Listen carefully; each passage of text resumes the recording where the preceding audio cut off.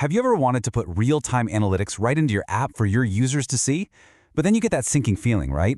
The worry that thousands of users hitting refresh could absolutely crush your main data warehouse? Well, today we're breaking down a really powerful architectural pattern that's designed to solve exactly that problem. Let's get into it. So here's the game plan. We'll kick things off by figuring out what Azure Cosmos DB even is and how it gets its legendary speed. Then we'll look at the nuts and bolts of managing performance and consistency. After that, we get to the really good stuff, how to actually hook it up to your data warehouse, and most importantly, why this whole setup is such a game changer for getting insights to your users. All right, first things first. Before we can build anything, we need to understand our tools. So let's lay a solid foundation. Now, if you come from the world of traditional SQL databases, with all your neat and tidy tables, rows, and columns, Cosmos DB can look like a whole different animal. So let's break it down into something a little less intimidating.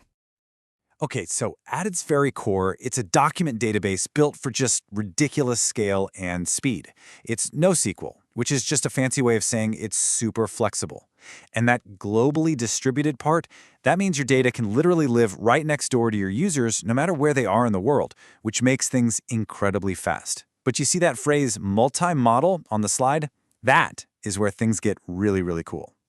What multi-model means is that you get to choose how you talk to your data. It's like having a universal translator. You can use a familiar SQL syntax to query your documents, or you can treat it like a simple key-value store, or even get fancy and model complex networks with a graph API.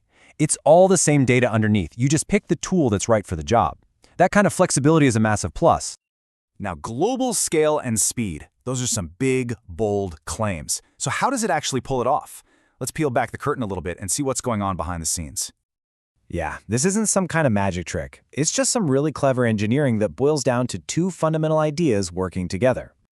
It's a 1-2 punch. First, to handle massive scale inside a single region, it uses what's called horizontal partitioning.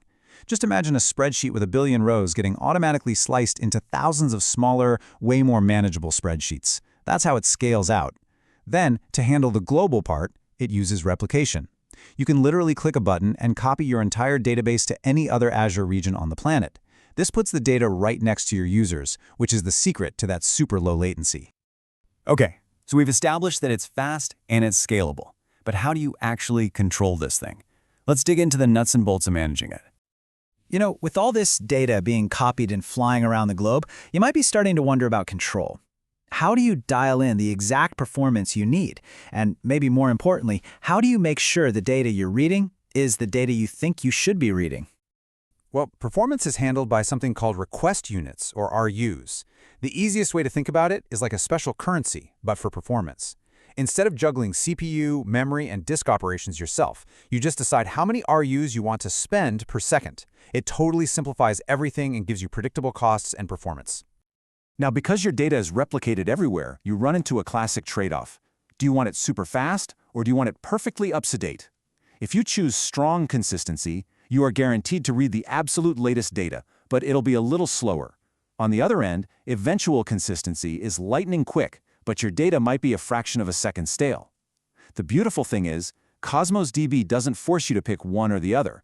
It gives you 5 different levels, so you can choose the perfect balance for your specific needs. All right, now for the main event. We've got this super-powered high-performance database. How in the world do we connect it to our big-brained world of deep analytics? And this is the million-dollar question, isn't it? You've already done all the heavy lifting in your data warehouse, all the cleaning, transforming, and number crunching. Now, how do you get those valuable insights out of the warehouse and into Cosmos DB, where your users can actually benefit from them? Believe it or not, the answer is pretty straightforward. Azure Data Factory. Just think of it as the ultimate data plumbing tool for Azure. It's a simple process, really. You set up connections to your warehouse and to Cosmos DB, you build a pipeline with a copy data activity, and then you just tell it where to get the data and where to send it. But here's the secret sauce. This is the really clever part. You don't just do a dumb copy-paste of all your raw data. No way. Inside your Data Factory pipeline, you run a query like this one to pre-calculate everything you need. So here, we're figuring out total sales and order counts before the data ever leaves the warehouse. This means Cosmos DB is only storing the final answer, the thing you want to show your users, which makes everything incredibly fast and efficient. So this brings us to what's probably the most important question of all. We've covered the what and the how, but now, let's talk about the why. What's the big strategic payoff here? And look, that's a totally fair question. Adding another moving part to your architecture always adds a bit of complexity.